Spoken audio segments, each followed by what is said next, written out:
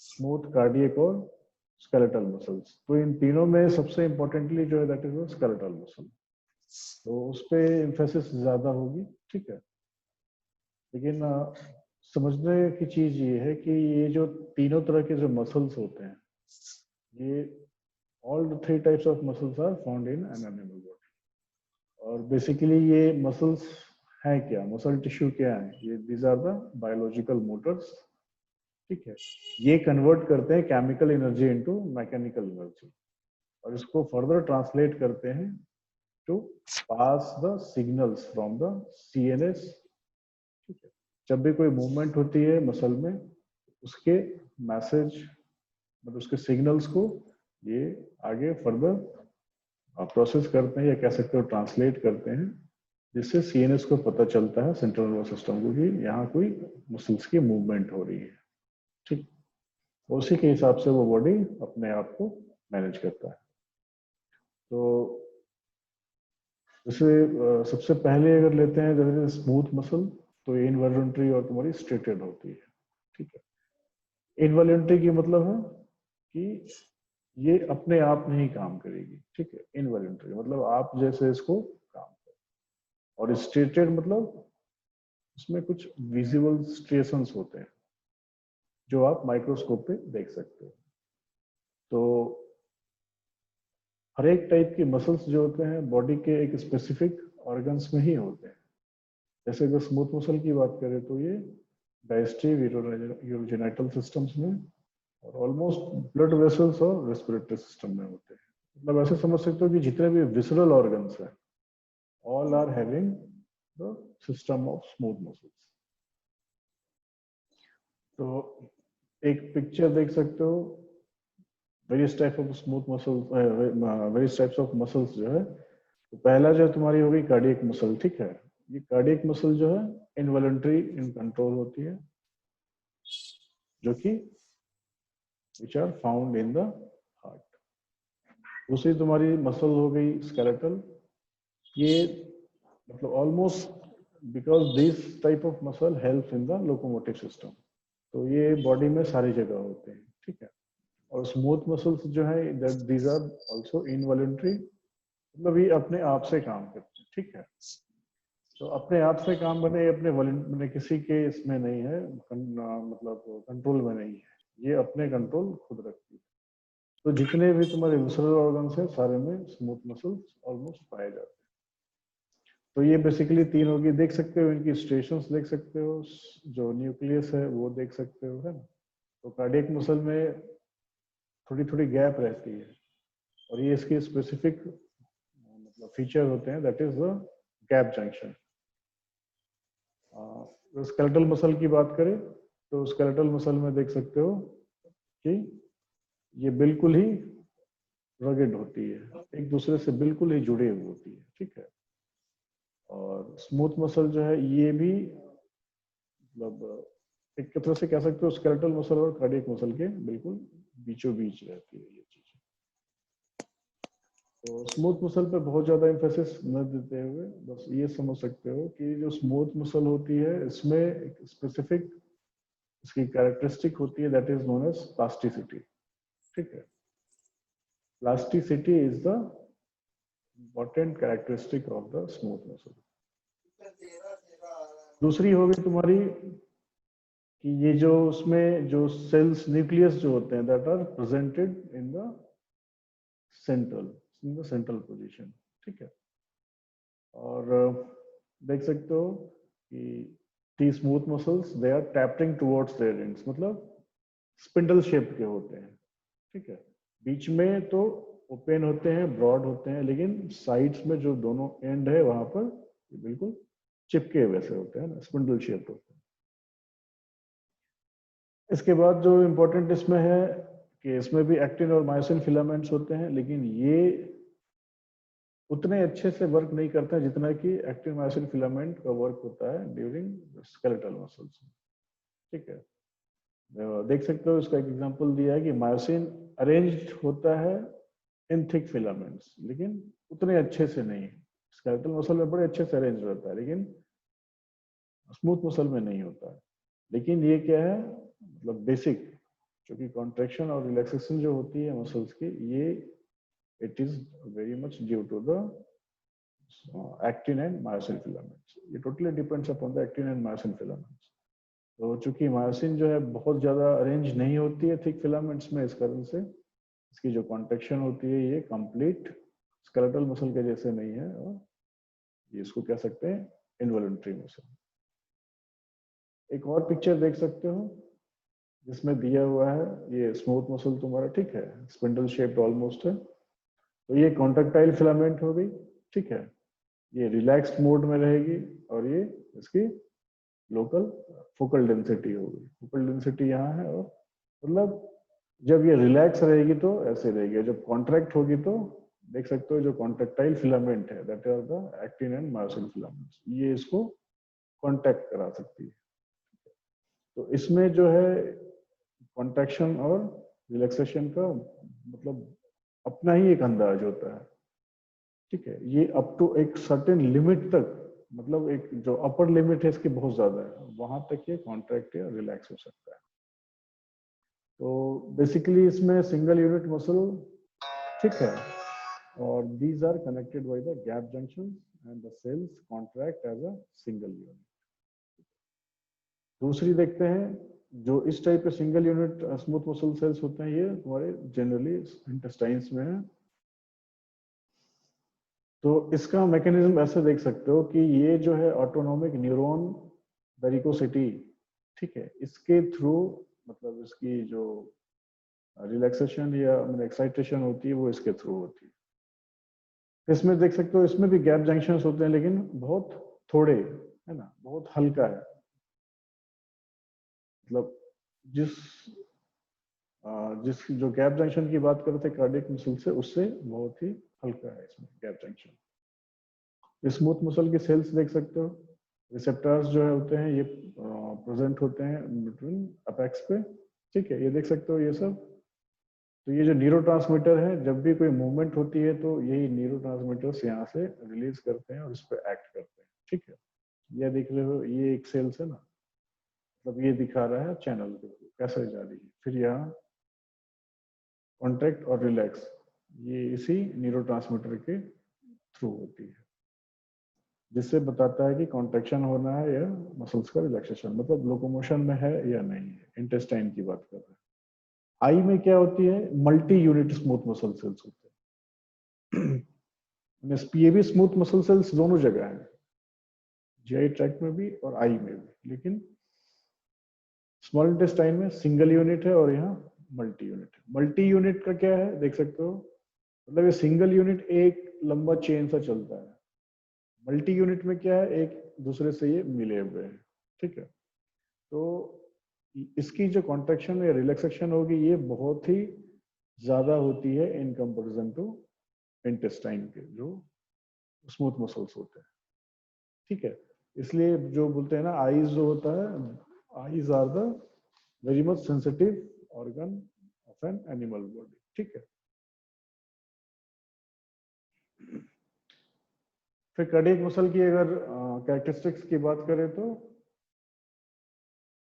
एक तो इसमें जो स्टेशंस हैं दोज आर विजिबल, ठीक है, और ये कांटेक्ट करते हैं इंट्रिंसिकली और they are under the voluntary control.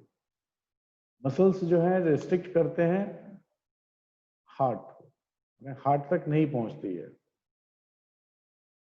Complete heart तक नहीं पहुंचती है, मायोकार्डियम तक ही रह जाती है, ठीक है।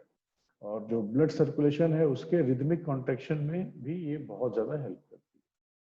So they are also found in blood and lymphatic vessels in plenty, ठीक। जितने भी ब्लड वेसल्स या लिम्फेटिक वेसल्स हैं उसमें कार्डियक मसल बहुत ज्यादा पाया जाता है, ऑलमोस्ट इसी के ही बने होते हैं। तो इसमें सबसे इंपॉर्टेंट चीज जो आपको याद रखने लायक चीज है, the characteristics, that is the characteristics और प्रॉपर्टीज ऑफ कार्डियक मसल, कह सकते हो इनवॉलंटरी है, और दूसरी स्टेटेड, तीसरी प्लास्टिसिटी इसमें बहुत ज्यादा होती है, ठीक है। अगर अब हम बात करें स्केलेटल मसल की, तो दीज आर वॉलंटरी और स्ट्रेटेड, मतलब the striations can be seen with the help of microscope. जो मायोफाइब्रिल्स की सेल्स की जो stations है, those can be seen with the help of microscope, but they are voluntary in nature. Mean to say जब तक हम ना चाहेंगे तब तक वो उसको मूवमेंट नहीं करा सकते हैं। तो इसमें देख सकते हो the visible striated muscles tissue are grouped into distinct organs of variable size called muscles. इसीलिए देख सकते हो कि बॉडी के अलग अलग पार्ट में जो मसल्स का मास होता है वो अलग होता है। जैसे ना क्वाड्रिसेप्स कहते हैं, बाइसेप्स है, तो मतलब मास जो होती है स्केलेटल मसल्स की वो अलग अलग जगह पे अलग अलग होती है। That is due to the requirement of the muscles and for the which they are set up, जिस काम के लिए वो बने हैं, ठीक है, उसके हिसाब से मसल्स की मास होती है। So they are attached to the bones of skeleton, है ना, अंडर वॉलंटरी कंट्रोल। मतलब ये बोन्स में, स्केलेटन में तो ये अटैच होते हैं, लेकिन अंडर वॉलंटरी कंट्रोल होते हैं। मतलब जब हमें इच्छा है तभी उसको हम मूव करा सकते हैं, अदरवाइज अपने से ये मूव नहीं करते। नेक्स्ट है the interior of the fibre is packed with elongated protein strands, that is known as myofibrils, ठीक है। और ये जो होते हैं इनमें एक क्लेफ्ट होती है और इन स्ट्रैंड्स के बीच कुछ स्पेसेस होते हैं। ये स्पेस रहती है for the presence of neurotransmitters. Exactly जो स्केलेटल मसल में न्यूरोट्रांसमीटर है जो हाईली मतलब एक्टिव रहता है, दैट इज एसिटाइल कोलिन, ठीक है। एसिटाइल कोलिन के कारण ही मूवमेंट होती है और मतलब सिस्टम तक, नर्वस सिस्टम तक इसकी मैसेज जाती है और वो बताती है कि इधर the muscle have to contract और टू रिलैक्स। अब ये जो है चूंकि वॉलंटरी है तो इसमें एनर्जी बहुत ज्यादा लगती है, ठीक है। जो भी इनवॉलंटरी चीजें होंगी उसमें बहुत ज्यादा एनर्जी नहीं जाएंगी, लेकिन जब वॉलंटरी है तो उसमें काफी एटीपीएस की खर्च होती है, ठीक है। तो देख सकते हो extensive network of smooth endoplasmic reticulum and associated tubular invaginations of surface plasma membrane. मतलब टी ट्यूब्यूल्स, ट्रांसवर्स और टी ट्यूब्यूल्स का रोल बहुत ज्यादा इसमें होता है। एंडोप्लाज्मिक रेटिकुलम का नेटवर्क जो है बहुत ज्यादा होता है, बिकॉज इसके साथ साथ माइटोकॉन्ड्रिया भी इसमें मतलब इनकम्पेरेबल टू अदर मसल्स ज्यादा होते हैं स्केलेटल मसल्स में, बिकॉज उनको एनर्जी ज्यादा चाहिए होती है, तो पावर हाउस का साइज भी बड़ा होता है, स्टोरेज कैपेसिटी ज्यादा होती है, ठीक है। और सेल्स के जो फंक्शन होते हैं उनको कैरी आउट करने के लिए जो भी चीजें हैं थोड़ी ज्यादा बड़ी होती है। गोल्जी एपरेटस जो होती है देख सकते हो, Golgi apparatus and large number of mitochondria as well as glycogen and fat inclusions are also found in these muscle fibres, ठीक है। यही जो बातें बता रही थी। अब इसकी साइज की अगर बात करें तो these are range in between 10 to 100 microns in diameter, ठीक है। बहुत सारे मसल सेल्स होते हैं, फाइबर्स होते हैं, उनकी साइज जो है ऑलमोस्ट 10 to 100 माइक्रोन्स होती है। तो अब इसको समझने के लिए सबसे अच्छा तरीका है जब हम स्ट्रक्चर को समझें। तो बेसिकली जो मसल फाइबर्स जो होती है ये बंडल्स में अरेंज्ड होते हैं, है ना, एक के बाद एक फाइबर मिलकर एक ये बंडल बनाते हैं। क्योंकि इसको मूवमेंट करनी होती है तो उसको मतलब स्ट्रेंथ चाहिए, ज्यादा स्ट्रांग होनी चाहिए, इसके लिए these are arranged in bundles. और उस बंडल जो होता है उसके ऊपर एक फाइबरस कनेक्टिव टिश्यू होती है, ठीक है, जो उस कनेक्टिव टिश्यू इन फाइबर्स को मतलब एक तरह से प्रोटेक्शन देते हैं, ठीक है। और दीज कनेक्टिव टिश्यू जो एक मसल फाइबर्स के माने इंडिविजुअल मसल फाइबर के अंदर, चूंकि कनेक्टिव टिश्यू सारी जगह है, लेकिन जो इंडिविजुअल मसल फाइबर को जो कवर कर रखा है वो उस कनेक्टिव टिश्यू को हम लोग कहते हैं एंडोमाइजियम। With the sheath surrounding bundles of muscle fibers that are called perimysium. एक स्पेसिफिक बंडल को अगर कनेक्ट किया हुआ है कनेक्टिव टिश्यू तो उसको पेरीमाइजियम कहेंगे, और एपीमाइजियम कहेंगे जो एक प्रॉपर मसल को, ठीक है। मतलब कई तरह के जो मसल बंडल्स हैं उनसे बना हुआ अगर एक ग्रुप है, उसको जो कनेक्टिव टिश्यू कवर करता है, दैट आर नोन एज एपिमाइसिन। तो ये तीनों टर्म बढ़िया से याद रखना, ठीक है। फिर ये each muscle fibre contains several 100 myofibrils consist of 1500 है ना, 1500 मायोसिन फिलामेंट्स, और 1500 से भी 2 टाइम्स मोर इन एक्टिन फिलामेंट्स। देख सकते हो कि एक मसल फाइबर में, देखो कितना लंबा चौड़ा है ये, एक मसल फाइबर में 150 मायोसिन फिलामेंट्स तक होते हैं, और एक्टिन फिलामेंट्स की जब बात करें तो ये उससे भी कई गुना ज्यादा होती है। और ये जो मसल फाइबर होते हैं, these are polymerized protein molecules, और ये जो प्रोटीन मॉलिक्यूल्स होते हैं, these are only the responsible for the contraction of the thick filament की बात करें तो वो मायोसिन है, ठीक है, और जो थिन फिलामेंट की बात करें तो एक्टिन, जिसको हम लोग डार्क बैंड और लाइट बैंड के नाम से भी जानते हैं, ठीक है। तो ये जो थिक फिलामेंट है, that are the dark bands which are composed of myosin, and the light band, that is the thin filaments, which is composed of actin filaments, ठीक है। so these filaments interdigit, मतलब एक दूसरे के से बिल्कुल बंधे फंसे रहते हैं, ठीक है, मतलब इनका एक चैनल होता है, मतलब एक डार्क बैंड हो गई, फिर एक लाइट बैंड, एक डार्क बैंड, एक लाइट बैंड, ठीक है। ये रूम देने के लिए जरूरी है, और मतलब एक जो कॉन्ट्रैक्शन और रिलैक्सेशन होती है उसमें बहुत ही इंपॉर्टेंट रोल प्ले करता है। तो ये जब भी होगी सिचुएटेड तो अल्टरनेट होगी, एक लाइट फिर एक डार्क। तो लाइट बैंड जो होती है वो एक्टिन फिलामेंट होती है, और जिसको हम लोग आई बैंड भी कहते हैं। आई बैंड मतलब आइसोट्रॉपिक टू पोलराइज्ड लाइट, मतलब लाइट पड़े तो वो दिखे, ठीक है। और जो डार्क बैंड होते हैं, that is the myosin filaments, they are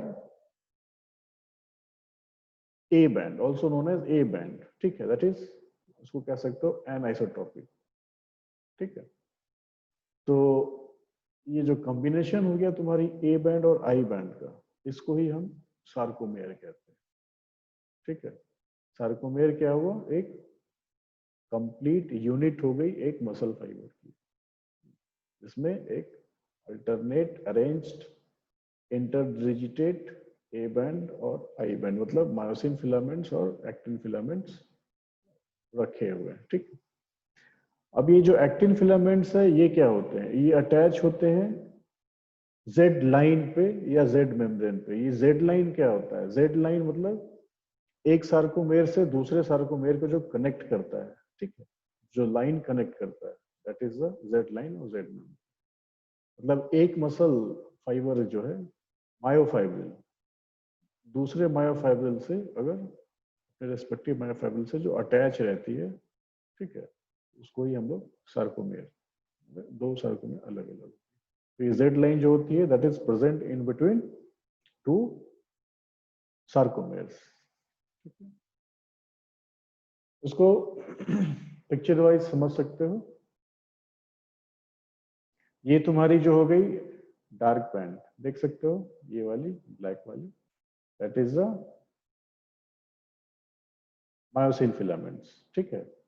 और ये जो लाइट वाली इधर साइड में है, ये एक्टिन फिलामेंट्स है। ये तुम्हारी जेड लाइन हो गई।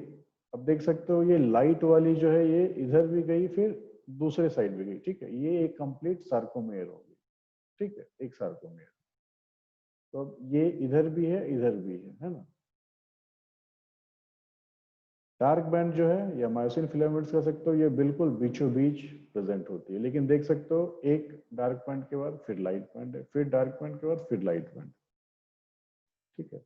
तो ये एडजस्ट करती है, मतलब इंटरडिजिटेट। ये जब तक ये चीज नहीं रहेगी तब तक तुम्हारी जो कॉन्ट्रैक्शन है या रिलैक्सेशन है वो कंप्लीट नहीं हो सकती। तो अब देख सकते हो इसकी अलग अलग पहले प्रॉपर्टीज देख लो सार्कोमेयर की।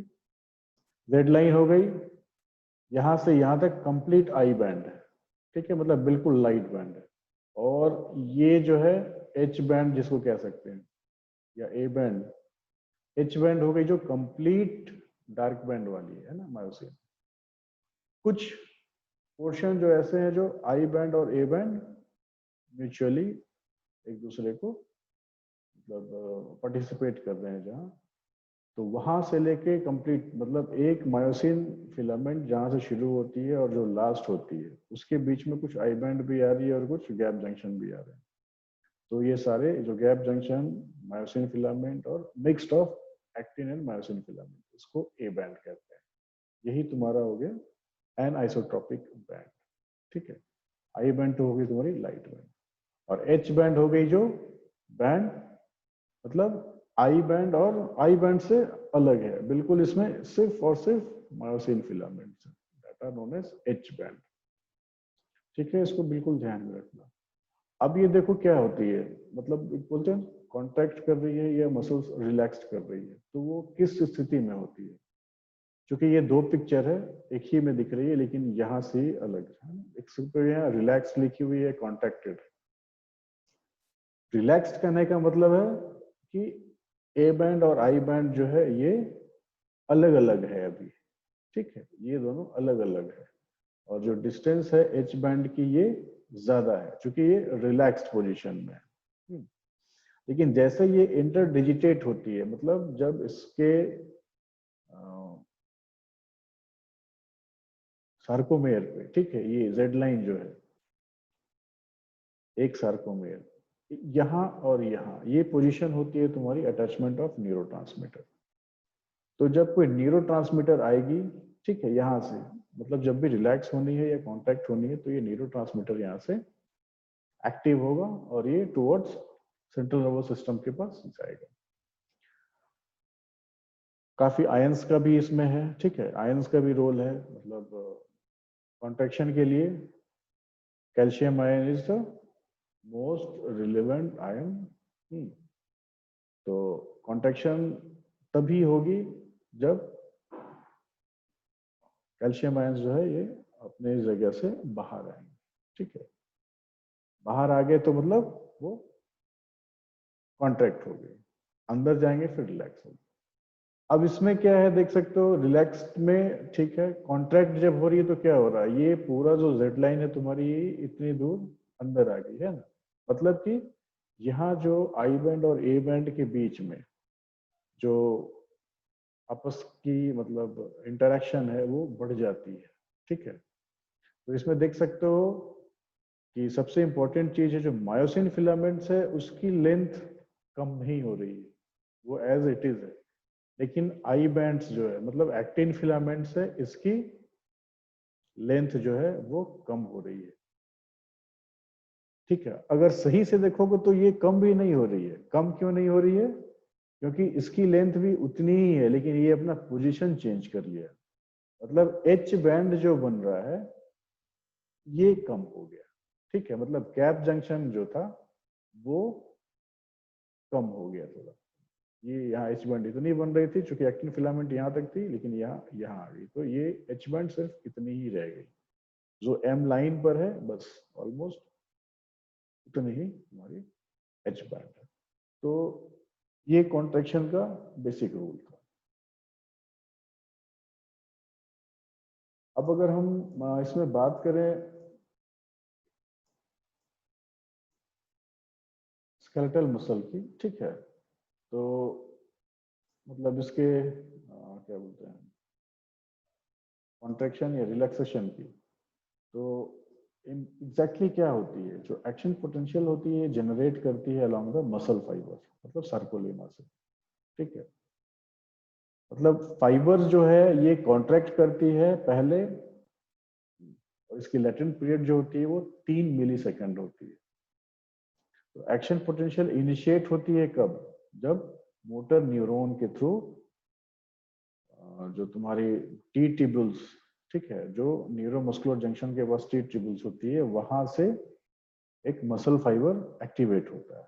कोई भी एक मसल फाइबर एक्टिवेट हुआ तो वो क्या करता है, एक्शन पोटेंशियल जनरेट करता है। ठीक है, डीपोलराइज होता है और उसके कारण पूरे के पूरे मसल्स में मूवमेंट होती है, आइदर वो कॉन्ट्रैक्ट हो रही है या रिलैक्स हो रही है। ठीक है, टी ट्यूब्यूल्स क्या करती है ये, मतलब टी ट्यूब्यूल्स मतलब ट्रांसवर्स ट्यूब्यूल्स, ठीक है, और एक हो गया लॉन्गिट्यूडनल ट्यूब्यूल्स। तो टी ट्यूब्यूल्स ही कमांड करता है मतलब करंट के फ्लो को, या जो इनिशिएशन हो रही है एक्शन पोटेंशियल को उसको वो कवर करता है। और टी ट्यूब्यूल्स लॉन्गिट्यूडनल ट्यूब्यूल्स को भी रिलैक्स या कॉन्ट्रैक्ट होने के लिए मतलब रिस्पॉन्सिबल होता है, ठीक है। तो कोई भी इलेक्ट्रिकल सर्किट तभी कंप्लीट हो सकती है जब लेफ्ट टू राइट और अप से डाउन, मतलब चारों तरफ से अगर वो कॉन्ट्रैक्ट हो या रिलैक्स्ड हो, ठीक है। तो to complete the electrical circuit the current then transverse the walls of the longitudinal tubules into the sarcoplasm, ठीक है। मतलब वो कंप्लीट जो तुम्हारी सार्कोमेयर हो गई, एक तो लंबाई से शुरू होती है और फिर ऊपर से नीचे भी कांटेक्ट कराती है, ठीक है। और उसके थ्रू क्या होगी, कंप्लीट सार्कोमेयर जो है वो आइदर इट विल रिलैक्स्ड और इट विल कॉन्ट्रैक्ट। तो चूंकि देख सकते हो कि जेड लाइन के थ्रू एक सार्कोमेयर से दूसरा सार्कोमेयर जुटा हुआ है, और एक्टिन फिलामेंट्स जो है ये एक सार्कोमेयर से दूसरे सार्कोमेयर में गया हुआ है। तो कहने का मतलब है जब कॉन्ट्रैक्ट होगी तो एक सार्कोमेयर कॉन्ट्रैक्ट होती है तो दूसरे को भी कॉन्टैक्ट करती है, या एक रिलैक्स होगी तो दूसरे को भी रिलैक्स करती है। और इसी से एक बना हुआ है रूल जो आगे पढ़ोगे, ऑल और नन लॉ। मतलब if the contraction or relaxation will occur, then it will tends to change the action potential in whole muscle fiber or it will not। मतलब होगी कॉन्ट्रैक्शन या रिलैक्सेशन तो कंप्लीट मसल्स पे होगी, नहीं तो कुछ भी नहीं होगी, ठीक है। इसी पे बेस्ड है ऑल और नॉन लॉ। तो देख सकते हो जो लोकल सर्किट होगी उसमें आयनिक करंट फ्लो अकर्स करेगा, ठीक है, रहेगा, और ये होगा एंटायर मसल फाइबर के लिए, ठीक है। और सब में एक्शन पोटेंशियल ऑलमोस्ट बराबर होगा।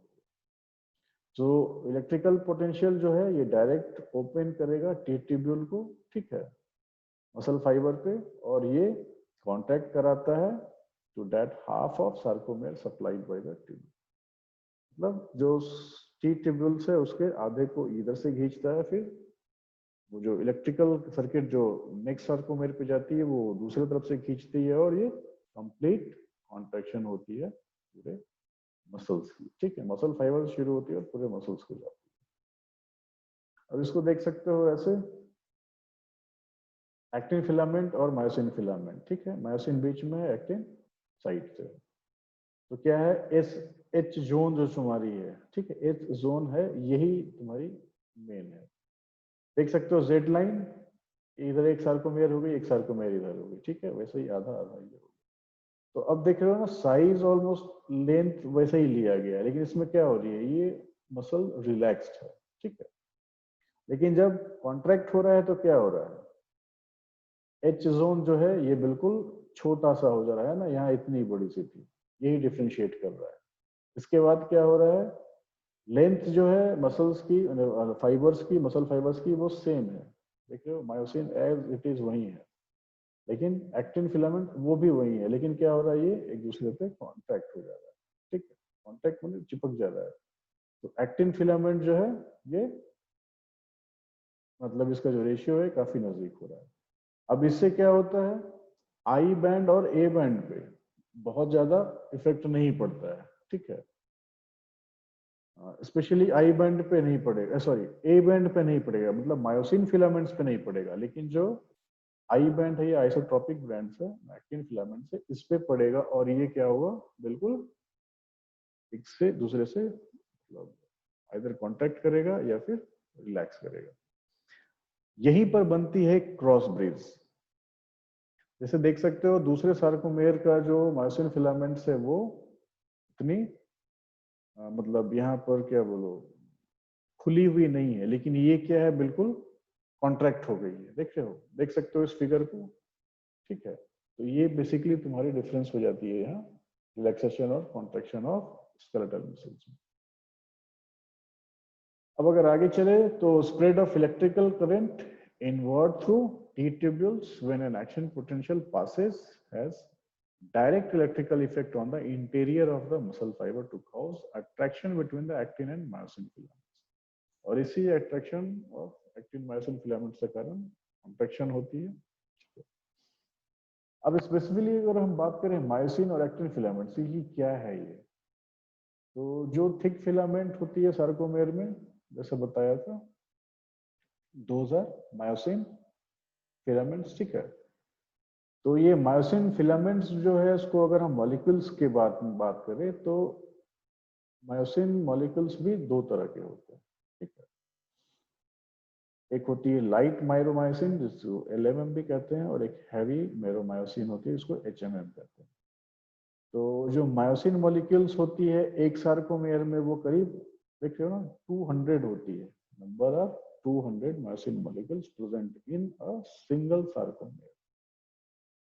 अब देख सकते हो लाइट मेरोमायोसिन क्या है, ये मतलब पैरेलल होती है टू अदर लाइट मेरोमायोसिन, मतलब दो लाइट मेरोमायोसिन जो है ये एक दूसरे के पैरेलल होती है, ठीक है।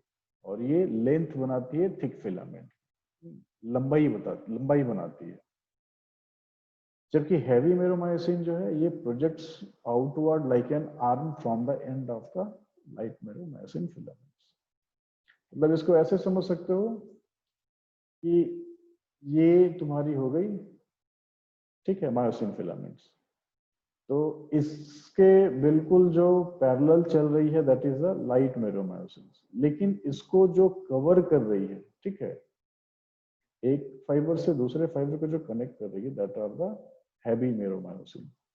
तो आप देख सकते हो जैसे इस पिक्चर में भी है, ये जो तुम्हारी एज दिखा रही है, ये दिखा रही है टुवर्ड्स, मतलब ये बाहर की तरफ खुली हुई है ना, लेकिन यहाँ देखोगे तो ये उल्टा हो जा रहा है, मतलब ये कॉन्ट्रैक्ट हो रहा है। कहीं ना कहीं एक्टिन और मायोसिन फिलामेंट्स जो है एक दूसरे को मतलब इंटरडिजिटेट कर लिया और वो खींच रहा है, तो यही है कॉन्ट्रैक्शन और यहाँ है रिलैक्सेशन। तो ये आर्म प्रोजेक्टिंग जो है, जो लाइट मेरोमायोसिन से हैवी मेरोमायोसिन को जोड़ रहा है, that is the arm projecting, ठीक है। ये फ्लेक्सिबल होता है, एक हिंज टाइप का होता है, जहाँ लाइट मेरोमायोसिन दूसरे से जुड़ा रहता है। So head attach to the free end of the arm, जो इसका हेड होता है मसल फाइबर का, स्पेशली मेरोमायोसिन का, ये एक दूसरे से जुड़ी रहती है, ठीक है, जिसके कारण कॉन्ट्रैक्शन या रिलैक्सेशन होता है।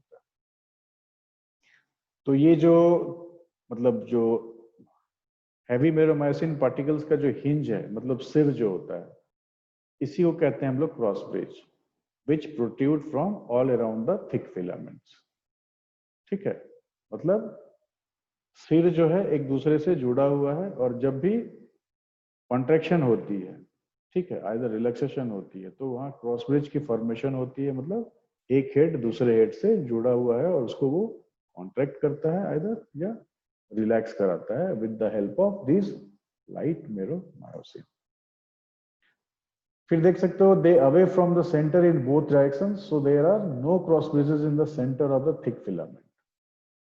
थिक फिलामेंट के बीचों बीच में, पिक्चर में भी देखा आपने, बिल्कुल गैप थी, जिसको गैप जंक्शन हम लोग कहते हैं। वो इसलिए थी बिकॉज ये दोनों सेंटर से अलग होता है, ठीक है, और अलग होता है इस कारण से वहां क्रॉस ब्रिज नहीं बनती है। लेकिन दूसरे वाले पिक्चर में देखा होगा क्रॉस ब्रिज जहां कॉन्ट्रैक्शन के बाद बनती है, इसलिए क्योंकि एक हेड दूसरे हेड से मिल जाती है। अब अगर बात करें थिन फिलामेंट की, ठीक है, दैट इज एक्टिन फिलामेंट। तो थिन फिलामेंट भी होती है मेड अप ऑफ 3 कंपोनेंट्स। इसमें एक्टिन होती है, ट्रोपोमायोसिन होती है और ट्रोपोनिन होती है, ठीक है। Thin filaments, thick filaments are made up of 2 components, that is light meromyosin and heavy meromyosin. But instead of that thin filament, these are also composed of 3 components, that is actin, tropomyosin and troponin. और जब ये तुम्हारी contraction या relaxation होती है, तो इसमें ये थिन फिलामेंट में तीनों कंपोनेंट्स का रोल होता है। तो जो बेस यूनिट होती है वो एफेक्टिन मॉलिक्यूल होती है, ठीक है, जिसकी 2 स्ट्रैंड्स होती है जो स्पाइरल में होती है, मतलब स्पाइरल समझ रहे हो ना, ऐसे ऐसे रोलेक्स टाइप की होती है, घूमी होती है एक दूसरे से दोनों, और हर एक स्ट्रैंड में hundreds of G actin molecules होती है। एक एफ एक्टिन मॉलिक्यूल में hundreds of G actin molecules, single unit में इतनी जी एक्टिन। तो ये जो ग्रूव होती है मतलब 2F एक्टिन स्पाइरल चेन्स की, ये आर ट्रोपोमायोसिन मॉलिक्यूल्स, ठीक है। ट्रोपोमायोसिन मॉलिक्यूल्स जो है ये अटैच होती है 2F एक्टिन चेन्स के बीच। क्लियर है ये चीज?